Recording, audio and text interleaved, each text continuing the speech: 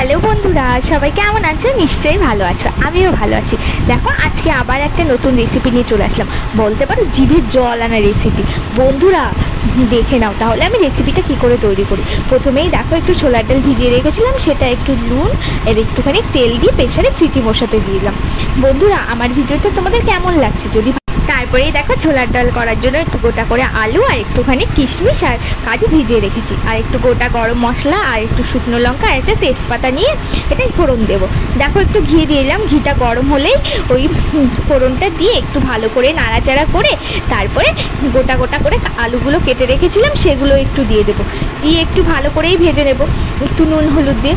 বন্ধুরা তোমরা এরকমভাবে কে কে ছোলার ডাল করো, কে কে কীভাবে করো ছোলার ডাল, সেটা কিন্তু আমাকে জানাতে ভুলো না, ঠিক আছে তো?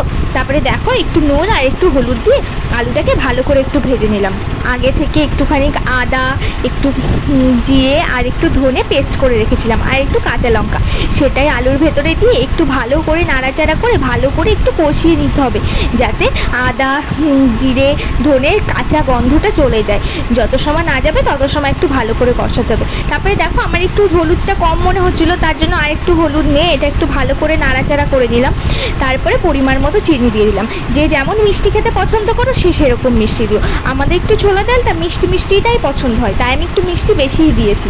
তারপরে দেখো সেই ভিজিয়ে রাখা ছোলার ডালটা এর ভেতরে দিয়ে দিলাম, দিয়ে একটু ভালো করে নাড়াচাড়া করে দিলাম, আর তারপরে কাজু আর কিশমিশ যেটা ভিজিয়ে রেখেছিলাম সেটাই দিয়ে দিলাম।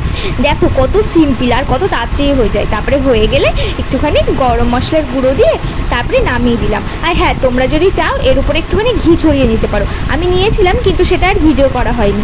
তাহলে বন্ধুরা দেখেছো তো কত ঝটপট আর কত তাড়াতাড়ি রেসিপিটা হয়ে গেছে। তারপরে দেখো এই ছোলার ডালের সঙ্গে কি একটুখানি লুচি না হলে হয়, তাও আবার যদি কালো জিরে দিয়ে না হয়, তার জন্য একটুখানি ময়দা মেখে নিচ্ছি। ময়দাতে একটুখানি নুন, একটুখানি চিনি পরিমাণ মতো আর একটু কালো জিরে আর একটুখানি তেল দিয়ে ভালো করে ময়াম দিয়ে মেখে নিচ্ছি। হ্যাঁ, ময়দাটা মাখার সময় না একেবারে জল দিলে হবে না, অল্প অল্প করে জল দিয়ে সেটা ভালো করে মেখে নিতে হবে।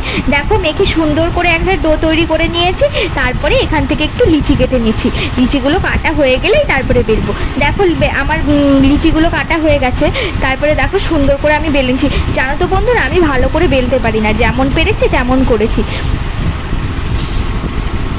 বন্ধুরা আমার ভিডিওটা যদি তোমাদের ভালো লেগে থাকে তাহলে অবশ্যই একটা লাইক করো আর শেয়ার করো, আর হ্যাঁ আমার চ্যানেলটা না ফলো করতে একদম ভুলো না।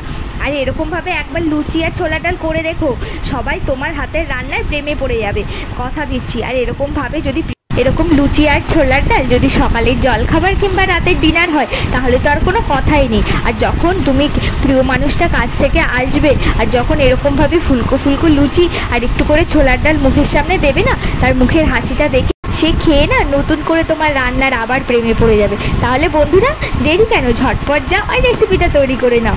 আর হ্যাঁ, রেসিপিটা কেমন হলো সেটা অবশ্যই জানিও। আজকের মতো